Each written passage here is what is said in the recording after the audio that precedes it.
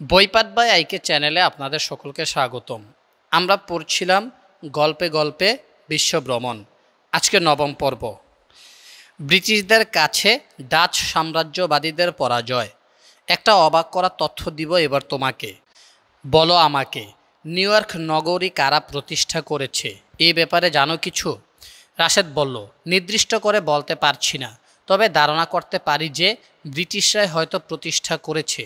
সোহান বলল, এটাই তো ইতিহাসের মজা। নিউ ইয়র্ক প্রতিষ্ঠা করেছে আসলে ডাচরা, পরে ইংরেজরা তাদেরকে হটিয়ে নিউ ইয়র্ক নগরী দখল করে। রাশেদ বলল, ভারী অদ্ভুত কথাবার্তা। এতকাল আমি তোমার কাছ থেকে শুনে এসেছি স্পেন, পর্তুগাল, ফ্রান্স ও ব্রিটেনের কথা। এই ফাঁকে নেদারল্যান্ডের অধিবাসী ডাচরা কিভাবে এলো সেটাই বলছি, শোনো। ছোট্ট দেশ নেদারল্যান্ড, কিন্তু আধুনিক সামুদ্রিক অভিযানে তাদের ভূমিকা অত্যন্ত গুরুত্বপূর্ণ। স্পেনের কবল থেকে মুক্ত হওয়ার জন্য তারা যুদ্ধ ঘোষণা করে। ৮০ বছর ব্যাপী স্প্যানিশ ডাচ যুদ্ধ হয় ১৫৬৮ থেকে ১৬৪৮ সাল পর্যন্ত। সবার চেয়ে কম খরচে সামুদ্রিক জাহাজ বানাতে তারা ছিল সিদ্ধহস্ত। ডাচদের ছিল দুটি কোম্পানি। এশিয়া ও আফ্রিকায় উপনিবেশ স্থাপনের জন্য তারা প্রতিষ্ঠা করেছিল ডাচ ইস্ট ইন্ডিয়া কোম্পানি, আর আমেরিকার ভূখণ্ডে দখলদারিত্ব বজায় রাখার জন্য তারা আরেকটা কোম্পানি প্রতিষ্ঠা করল, যার নাম ডাচ ওয়েস্ট ইন্ডিয়া কোম্পানি। আরেকটা প্রশ্ন জিজ্ঞেস করি তোমাকে, পরীক্ষায় এই প্রশ্নটা প্রায়ই আসে। নিউ ইয়র্ক নগরী কোন নদীর তীরে অবস্থিত? রাশেদ বলল, সেটা আমি জানি। নিউ ইয়র্ক নগরী হাডসন নদীর তীরে অবস্থিত। ভেরি গুড, চলো এ সম্পর্কে আর একটু আলোচনা করি। এই নদীটির নামকরণ করা হয়েছে হেনরি হাডসন নামে একজন ব্রিটিশ অভিযাত্রীর নামে।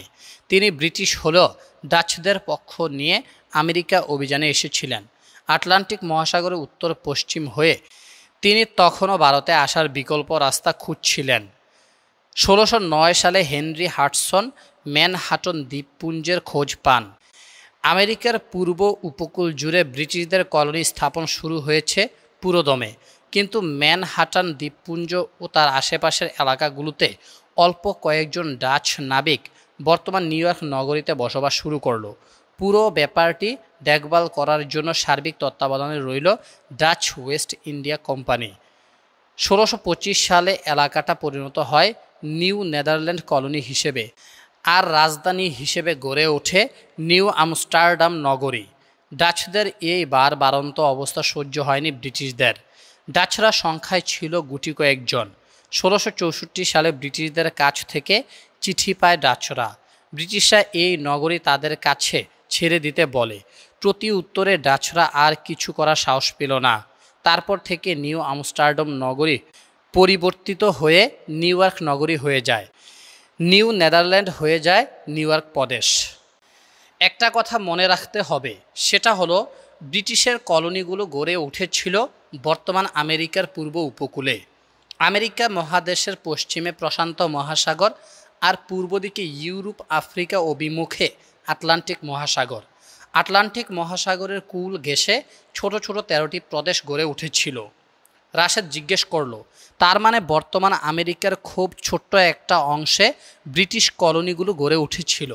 তাহলে আমেরিকার মধ্যাঞ্চলে কিংবা পশ্চিম দিকের বিশাল এলাকার কি খবর? পূর্ব উপকূলের ছোট্ট একটা অংশে বাস করে কিভাবে ব্রিটিশ সভ্যতার ভিত গড়ে উঠল আমেরিকাতে? সোহান বলল, এটা আসলে একটা মজার ব্যাপার। ব্রিটিশ কলোনিগুলো আয়তনে ছিল ছোট, কিন্তু ঘনবসতিপূর্ণ। আবহাওয়া ছিল চমৎকার। চাষাবাদ ও মৎস্য চাষের জন্য আদর্শ জায়গা। প্রায় ১৫ লক্ষ ব্রিটিশ নাগরিক আমেরিকায় বসতি স্থাপন করেছিল। জার্মানি, নেদারল্যান্ড, সুইডেন এসব দেশ থেকেও লোকজন ১৩টি কলোনিতে বসবাস করত। অন্যদিকে ফ্রান্সের দখলে ছিল বিশাল লুইজিয়ানা প্রদেশ। এটা ছিল দেশের মধ্যাঞ্চলে। বর্তমানে লুইজিয়ানা ভেঙে অনেকগুলো প্রদেশ সৃষ্টি হয়েছে। প্রদেশটা ছিল অনুর্বর ও বসতিহীন। ফ্রান্স কোনো সভ্যতা সৃষ্টি করতে পারেনি লোকদেরকে নিয়ে। তার উপর সপ্তবর্ষের যুদ্ধে হেরে যাওয়ার কারণে লুইজিয়ানা প্রদেশের দখল নেয় স্পেন, আর পশ্চিম প্রান্তের বিশাল উপকূল ছিল স্পেনের দখলে। আজকের ক্যালিফোর্নিয়া, ওরেগন, মন্টানা এসব প্রদেশ স্পেন শাসন করেছে। ওসব এলাকার ইতিহাস আমি আলাদাভাবে তোমাকে বলবো একটু পরেই।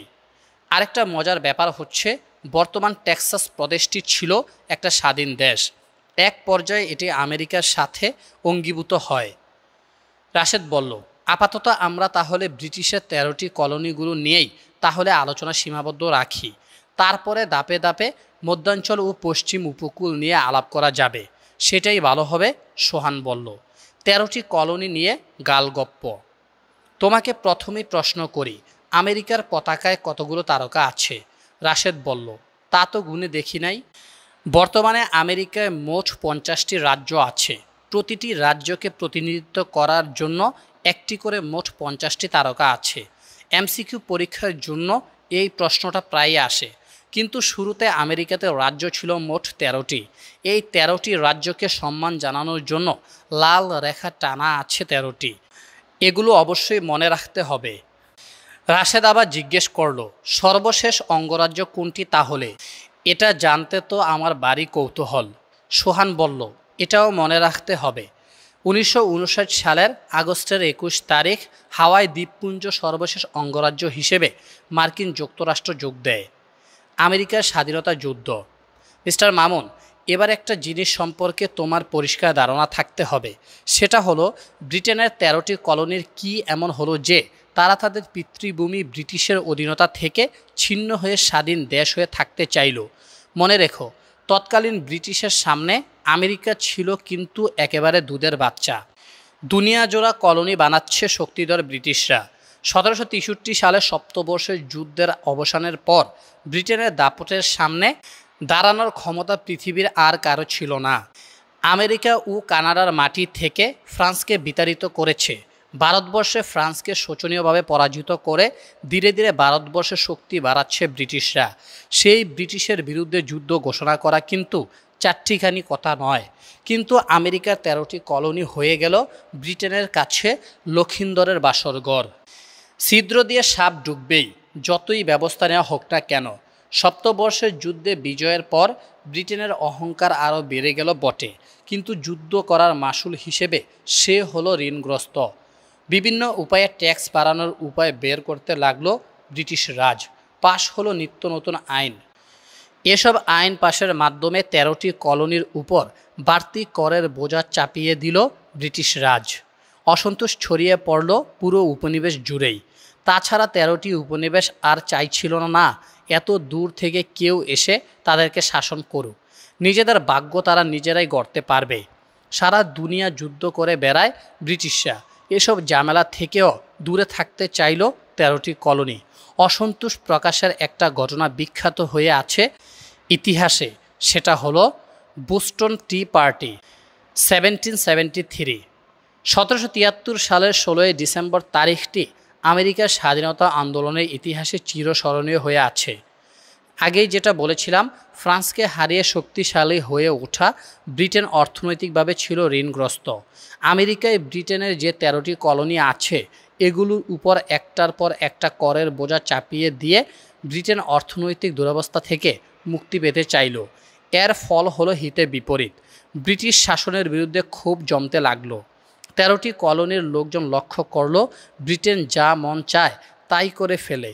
যেহেতু ব্রিটিশ পার্লামেন্ট কলোনির কোনো প্রতিনিধি নেই, যেহেতু ব্রিটেন কলোনির লোকজনের সাথে পরামর্শ না করেই বৈষম্যমূলক আইন পাশ করে, তাহলে কি দরকার ব্রিটেনের সাথে থাকার? আর এত দূর থেকে এসে ব্রিটেন কেনই বা আমেরিকার কলোনিগুলোর উপর নাক গলাবে? ব্রিটিশ ইন্ডিয়া কোম্পানি পুরো আমেরিকায় তখন চা রপ্তানি করত। ক্ষুদ্র আমেরিকানরা ব্রিটিশ কর্তৃক সরবরাহকৃত চা বর্জন করতে চাইল। এ কাজে তাদের সহায়তা করল নেদারল্যান্ডের অধিবাসী ডাচরা। ডাচরা চোরাই পথে আমেরিকায় চা সরবরাহ করতে লাগলো। ব্রিটিশ ইস্ট ইন্ডিয়া কোম্পানির মারাত্মক অর্থনৈতিক ক্ষতি হয়ে গেল। 16 ডিসেম্বর তারিখে বস্টন বন্দরে যখন ব্রিটিশ ইস্ট ইন্ডিয়া কোম্পানির চায়ের একটি বড়সড় চালান আসলো, প্রতিবাদকারীরা আগের দিন রাত থেকে জড়ো হয়ে এই চালানটি নষ্ট করার প্রস্তুতি নিচ্ছিল। হলো তাই। প্রতিবাদকারীরা 342টি কাঠের বাক্স ভর্তি চালান ফেলে দিল বন্দরেই। ব্রিটিশ নৌবাহিনী মোতায়েন ছিল বন্দরেই। তারা প্রতিবাদকারীদের বাধা দেওয়ার নৈতিক সাহস হারিয়ে ফেলেছিল, কারণ তারা বুঝতে পেরেছিল প্রতিবাদকারীদের উপর হামলা চালালে পরিস্থিতি আরও খারাপের দিকে যেতে পারে। বস্টন বন্দরে চা ফেলে দেওয়ার ঘটনাই ছিল ব্রিটিশ শাসনের বিরুদ্ধে আমেরিকার সরাসরি প্রতিবাদ। এর ফল হয়েছিল সুদূর প্রসারী। 1774 সালের জুন মাসে আমেরিকার স্বাধীনতা আন্দোলনের স্থপতি জর্জ ওয়াশিংটন বলেছিলেন, বস্টনের ঘটনার কারণটাই আমেরিকা সৃষ্টির কারণ হিসেবে বিবেচিত হবে। হলো তাই। 2 বছরের মাথায় 1776 সালের 4 জুলাই আনুষ্ঠানিকভাবে স্বাধীনতার ঘোষণা দিয়ে আমেরিকার 13টি ব্রিটিশ কলোনি তার পিতৃভূমি ব্রিটেনের বিরুদ্ধে সর্বাত্মক যুদ্ধে ঝাঁপিয়ে পড়ল। রাশেদ বলল, এই জন্যই কোনো একটা জায়গায় পড়েছিলাম, একমাত্র বাংলাদেশ ও আমেরিকায় স্বাধীনতা দিবস বলে আলাদা একটা দিবস আছে, কারণ তারা আনুষ্ঠানিকভাবে স্বাধীনতার ঘোষণা দিয়ে যুদ্ধে নেমেছিল। সোহান বলল, ঠিক তাই, বিজয় অর্জন ও সংবিধান প্রতিষ্ঠা। যেটা বলতে চাই সেটা হলো 1776 সালের 4 জুলাই আমেরিকানরা স্বাধীনতা ঘোষণা করেছিলেন একটি স্বাধীন দেশের আকাঙ্ক্ষায়। আমেরিকা চলে গেল পয়েন্ট অফ নো রিটার্ন অবস্থায়, আর ফিরে আসার কোনো পথ নেই। দীর্ঘ 7 বছর খণ্ড খণ্ড যুদ্ধ চলল আমেরিকার সাথে ব্রিটেনের ঐতিহ্যবাহী শত্রু ফ্রান্স সার্বিকভাবে সহায়তা করল আমেরিকাকে। আমেরিকার স্বাধীনতার ঘোষণাপত্র প্রস্তুত 3 জন মহান ব্যক্তি চিরস্মরণীয় হয়ে আছেন। তারা হলেন টমাস জেফারসন, বেঞ্জামিন ফ্রাঙ্কলিন এবং জন অ্যাডামস। মূলত স্বাধীনতা ঘোষণার আগেই 1775 সালের 9 এপ্রিল প্রথম সংঘর্ষ হয় আমেরিকান বাহিনীর সাথে ব্রিটিশ বাহিনীর। 1778 সালে ফ্রান্স সরাসরি আমেরিকার পক্ষ নিয়ে যুদ্ধে নামে। আমেরিকার সামরিক অধিনায়ক জর্জ ওয়াশিংটনের বাহিনীর কাছে হেরে যায় লর্ড কর্নওয়ালিসের নেতৃত্বাধীন ব্রিটিশ বাহিনী। 1783 সালে 3 সেপ্টেম্বর অবশেষে ফ্রান্সের প্যারিস নগরীতে চুক্তি সম্পাদিত হয়। আমেরিকা স্বাধীন সার্বভৌম দেশ হিসেবে পরিণত হয়। আমেরিকার স্বাধীনতা যুদ্ধের চুক্তিটি প্যারিস শান্তি চুক্তি নামে পরিচিত, যদিও সে সময় ভার্সাই নগরীতে ইউরোপের বিবাদমান আরও বেশ কয়েকটি দেশের মধ্যে মোট 4টি চুক্তি স্বাক্ষরিত হয়। চূড়ান্ত স্বাধীনতা অর্জনের পর বেশ কয়েক বছর যাবৎ সংবিধান প্রণয়নের কাজ চলে। আমেরিকার স্বাধীনতা সংগ্রামের অবিসংবাদিত নায়ক জর্জ ওয়াশিংটন 13টি কলোনিগুলোতেই বললেন, তোমরা কিন্তু জনগণের মতামত নিয়ে এ নতুন রাষ্ট্রে জয়েন করবে, কারো প্রতি কিন্তু কোনো জোর নেই। সর্বপ্রথম রাজ্য হিসেবে ডেলাওয়ার 1787 সালের 7 ডিসেম্বর সংবিধান অনুমোদন করে।